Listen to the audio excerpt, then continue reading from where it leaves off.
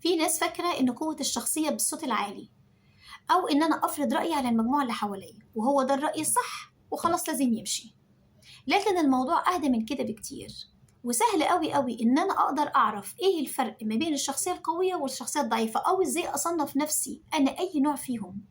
في علامات تدل على قوة الشخصية. العلامة الأولى: مش محتاجة تثبتي نفسك لحد، انتي زي ما انتي.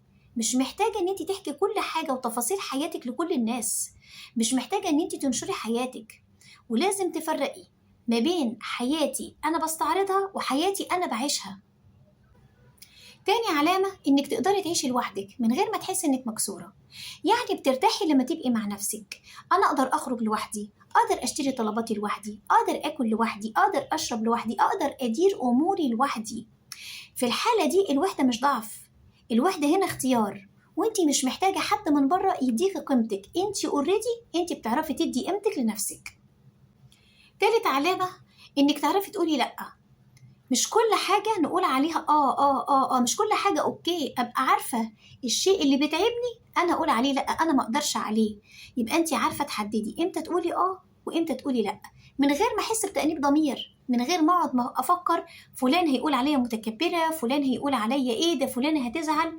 قولي لأ بدون تأنيب ضمير. رابع علامة: انتي مصدر سعادتك. مش مستنية رسالة اهتمام من حد، ولا مستنية اتصال، ولا مستنية حد يجي يغيرلك مودك. انتي بتبقي عارفة ازاي تسعدي نفسك، وانتي بتبقي عارفة مفاتيح نفسك، ايه اللي بيسعدك وايه اللي مش بيسعدك. ولو يومك باظ بتعرفي ازاي تصلحيه، مش مستنية حد يجي ينقذك من بره. خامس علامة: سلامك النفسي أهم من أي خناقة. مش كل معركة لازم أدخلها، مش كل مناقشة لازم أطلع فيها أنا صح. لو حسيتي إن اللي قدامك بيتيبس برأيه، أوكي أنت صح، انسحبي من المناقشة. خليه يتكلم، ما ترديش عليه. سلامك النفسي هو التوب، هو رقم واحد. أنا ما عنديش استعداد إن أنا أبوظ مودي في حاجات عبيطة وفارغة. العلامة السادسة، بحبها قوي العلامة دي ومهمة جدا: انك متمسكة بمبادئك حتى لو الدنيا باظت. انت عندك مبادئ انت متمسكة بيها. انا مش محتاجة ان انا اسير الكل، انا مش محتاجة امشي مع الموجة، انا مش محتاجة ان انا اعجب حد، انا مش محتاجة ان انا اعمل حاجة عشان كل الناس بتعملها. لا، انا ليا مبادئ في الحياة انا ماشية عليها حتى لو الدنيا كلها باظت، حتى لو الناس كلها مشيت يمين، انا عندي مبادئ اللي انا مقتنعة بيها. سابع علامة: إن تكون ردود أفعالك محسوبة. مش كل كلمة تهزني، مش كل موقف يعصبني.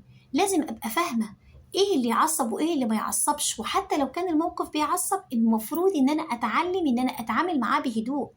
ما ينفعش إن أنا أكون سريعة الغضب، ما ينفعش إن أنا أكون سريعة الغلط. أنا لازم أكون هادية في المواقف، حتى لو كان الموقف فوق طاقتي وفوق احتمالي، أعرف إزاي أرد عليه من غير ما أخسر نفسي، ومن غير ما أخلي الغضب هو اللي يتحكم فيا.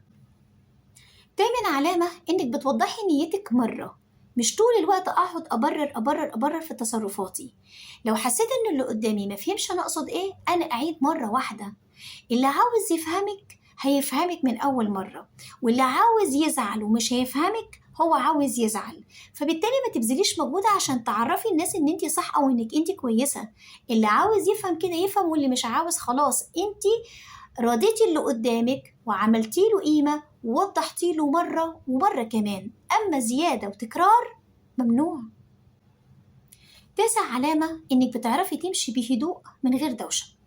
لما تحسي إن أنت موجودة في مكان، المكان ده مش شبهك، وإن المكان ده واخد من طاقتك، والناس اللي انت موجودة معاهم انت مفروضة عليهم، والناس دي مش عاوزاكي في حياتها، انت بتقري الرسالة كويس وبتعرفي تمشي بهدوء وما بتعمليش مشاكل. انت مش محتاجة ان انت تعملي دراما، الرسالة وصلت وانت فهمتيها، فبالتالي المكان ده مش بتاعي، فبالتالي انا بقدر انسحب.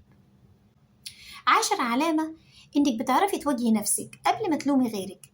الشخصية القوية مش معصومة من الغلط، احنا كلنا بنغلط طبعا وكلنا بنتعصب، بس بنعرف ازاي امتى نقول انا اسف.